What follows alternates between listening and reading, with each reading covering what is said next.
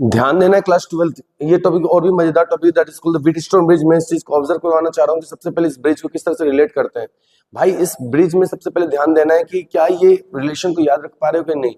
P और Q का ratio और is equal to R upon S का रेशियो, क्या ये इक्वल है या नहीं। एक सिंपल तरीका बता देता हूँ, जब भी कभी व्हीटस्टोन ब्रिज का फॉर्मूला है ध्यान दिया करो, P इंटू S की मल्टीप्लाई और R इंटू क्यू का मल्टीप्लाई क्या इक्वल है या नहीं। अगर इक्वल नहीं है तो इसका मतलब वो व्हीटस्टोन ब्रिज को फॉलो नहीं कर रहा।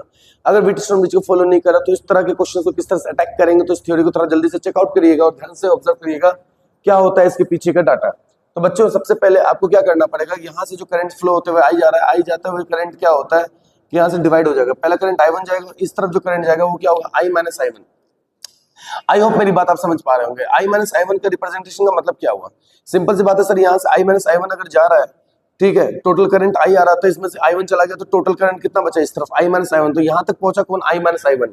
इस पॉइंट पे जब पहुंचा तो IG करंट यहाँ से फ्लो हो रहा था, यहाँ से IG करंट फ्लो हो रहा था, तो यहाँ पे पॉइंट पहुंचने के बाद अगर IG चला गया तो इसमें से इस ब्रांच पे कितना जाएगा, टोटल I1 आ रहा था इस पॉइंट पे, तो I1 माइनस IG, ये IG चला गया ना भाई, IG चला गया तो उस ब्रांच पे क्या जाएगा I minus I1 minus IG। Okay, यहाँ तक पहुंच गया I1 माइनस IG, नीचे आ रहा है IG, यहाँ से क्या आ रहा है I माइनस I1, दोनों ऐड होकर के आगे बढ़ जाएगा I minus I1 plus IG। इस तरह से सर्किट को असेंबल कर लो। पहले 4 रेजिस्टेंस है, व्हीटस्टोन ब्रिज का मेन गोल क्या है, to find the unknown resistance. 4 resistance में से कोई एक रेजिस्टेंस अननोन रहेगा तो उसको कैसे सॉल्व किया जाता है, तो इसके लिए हम लोग यूज करेंगे किरचॉफ्स लॉ। एक एक लूप ले लेंगे, पहले ABDA लूप ले लेंगे।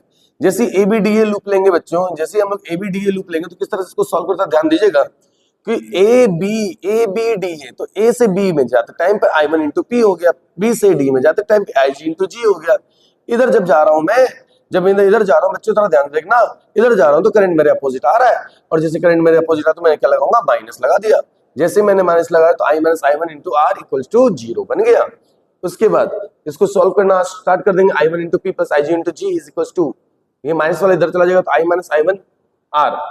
और ध्यान रखिएगा अगर कोई भी व्हीटस्टोन ब्रिज को बैलेंस ब्रिज बोलता है तो डेफिनेटली आपको ध्यान रखना है कि IG करंट जो है वो 0 रहता है, क्योंकि galvanometer is just detect the small amount of current, nothing more than that, that's why IG tends to 0। जैसे तुम IG टेंड्स टू 0 करोगे तो हमारे पास जो इक्वेशन आ जाएगा I1 इंटू P ये वाला, और IG 0 हो गया तो क्या बन जाएगा I1 minus I1 into R equals this. ये क्वेश्चन को नंबर 1 मान लेना। दूसरा लूप को फिर से ऐसे ही सॉल्व करना, जैसे लूप को सॉल्व करो कौन सा लूप ले रहे हो, BCDB, BCDB, B से D, B से C, B से C क्या जा रहा है I1 into minus IQ, I1 minus IG into Q हो गया। इधर आते हैं आउट डायरेक्शन अपोजिट, माइनस लगाएंगे, इधर जाते समय डायरेक्शन अपोजिट माइनस लगाएंगे, बस दोनों में माइनस लगाया, माइनस लगा के सिंप्लीफाई किया। सिंप्लीफाई करने के बाद IG को 0 बनाया, जैसे